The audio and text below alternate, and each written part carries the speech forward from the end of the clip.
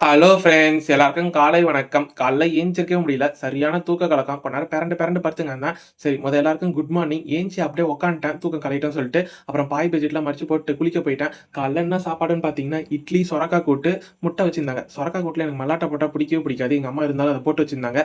முடி வந்து ஒரு மாரியா படிஞ்சுக்கினே இருக்கிறதுனால, ஒரு ஸ்டைலே வைக்க முடியல. அதனால இன்னைக்கு வாருன்னு வாரிட்டேன்.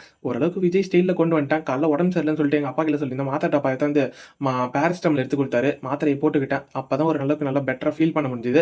அம்மா வந்து இன்னைக்கு ஏதோ ஒரு ஃபங்ஷன் சொல்லிட்டு வெளிய போயிட்டாங்க. பங்காளி வீட்ல ஃபங்ஷன் சொல்லிட்டு. அதனால சாப்பாடுலாம் நானே எடுத்து வச்சுக்கிட்டேன். கம்பெனிக்கே ரெடி ஆயிட்டேன். வண்டி எடுத்துட்டு போயிட்டே இருந்தேன். பெட்ரோல் கம்மியா இருந்ததுனால பெட்ரோல் பங்க்ல வண்டி விட்டா லைன் கியூ கணக்குல நிக்குது. அதையும் போட்டுக்கிட்டு ஸ்ட்ரெயிட்டா கம்பெனிக்கு போயிட்டேன். கம்பெனில என்ட்ரி டைமிங் போடுறதுக்கு பென்னு தேடுனா பென்னு கிடைக்கவே இல்ல.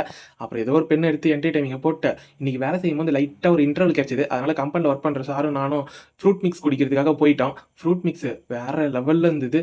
சக்கரை தான் கொஞ்சம் தூக்கலா இருந்தது. அவருக்கு ஒண்ணு, எனக்கு ஒண்ணு குடிச்சிட்டு அன்னைக்கு கம்பெனில வேலையெல்லாம் முடிச்சுட்டு வீட்டுக்கு போகும்போது மேனேஜர் மேம் வந்து ஒரு முருகர் கோயில் கிட்டுன்னு போறேன்னு சொல்லிட்டு சொன்னாங்க. சரி வாங்க மேம் போலான்னு சொல்லிட்டு, இந்த முருகர் கோயில் என்ன ஸ்பெஷல் பார்த்தீங்கன்னா, இந்த கோயில சுத்தி வர்றது வந்து அக்குபஞ்சர் மாடல்ல இருக்குதாம். அதாவது கூழாங்கல்லாம் போட்டு அத நடந்து போனா நம்மளுக்கு ஏதோ ஒரு பிரஷர்லாம் கம்மியாகுமாம்.